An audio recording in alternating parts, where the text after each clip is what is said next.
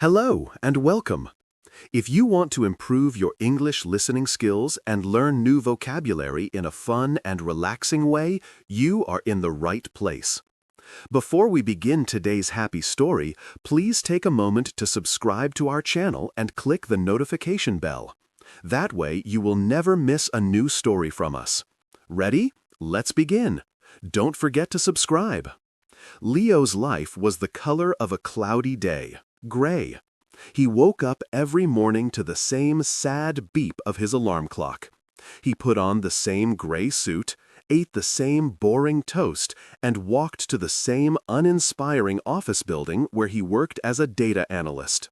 His job was to move numbers from one digital box to another.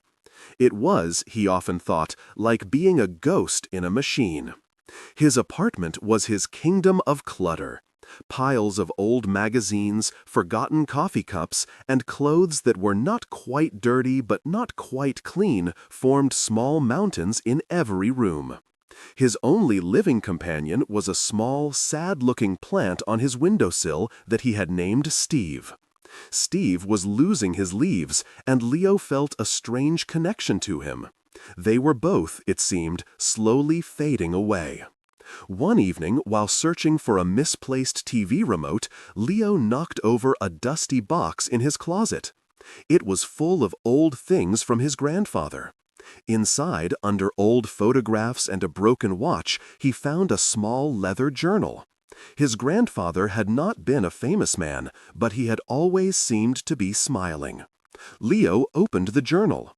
The pages were mostly empty, but on the first page, written in strong, confident handwriting, was a simple sentence. "The sun will rise anyway. You might as well rise with it." Leo read it again. You might as well rise with it. It was a simple idea, but it felt like a tiny light being switched on in a dark room. That night, for the first time in years, he didn't fall asleep watching boring television. He just lay in bed thinking about the sun.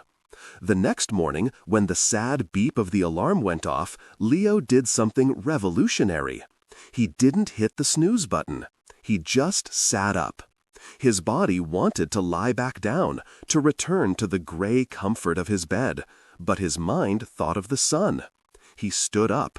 That was it. That was his first victory. He decided to make a new rule for himself. "Just one thing," he whispered to the empty room. "Just do one extra positive thing each day." His first one thing was to throw away an old pizza box that had been on his coffee table for a week. It was a small action, but his living room immediately felt a tiny bit better. He looked at Steve the plant. "We're making progress, Steve," he said. The next day at work, he saw his colleague, Clara, struggling with the coffee machine. Normally, Leo would have walked past, pretending not to notice, but today he remembered his rule. "Let me help," he said. "You have to kick it just a little bit on the left side."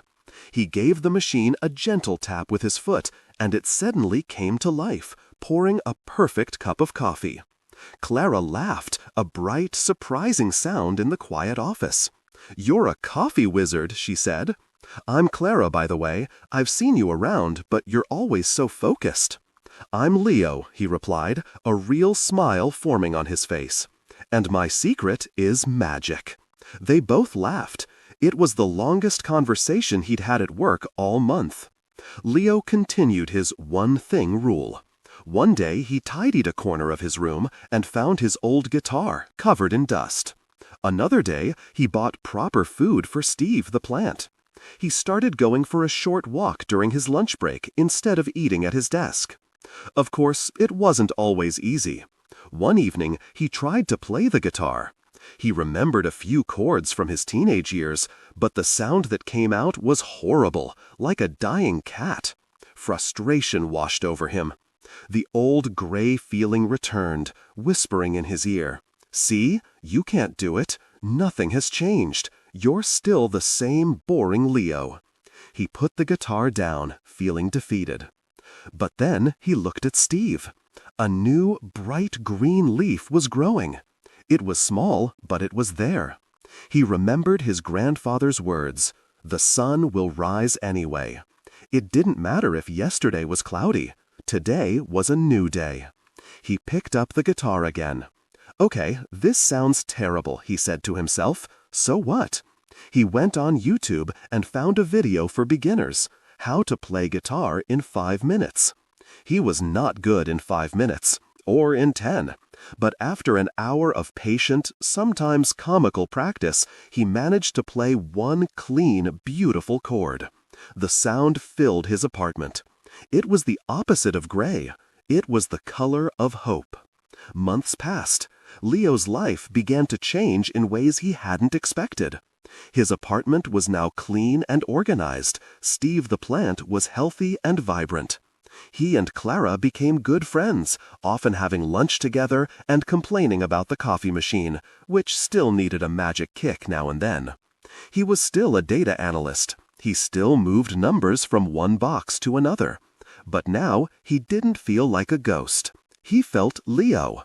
He organized a team lunch. He suggested a new, more efficient way to manage a spreadsheet. His boss was impressed. One sunny afternoon, Leo took his guitar to the park. He sat on a bench and played. He wasn't a rock star. His music was simple and he still made mistakes. But he played with a joy that was infectious. Clara sat with him, reading a book and smiling every time he finished a song. He looked around at the people in the park, families laughing, children playing. He saw a man sitting alone on a bench, looking at his phone with the same tired, gray expression Leo used to wear. He didn't feel sorry for the man. He felt a quiet sense of understanding and a powerful sense of hope. He realized the change wasn't about becoming a new person. It was about finding the person who was already there, buried under all the clutter and the gray. His grandfather was right. The sun will rise every single day. The choice was whether to hide from it or to stand up and feel its warmth. The sun was now setting, painting the sky with brilliant shades of orange, pink, and purple. And for the first time in a very long time, Leo felt he was painting his own sky too.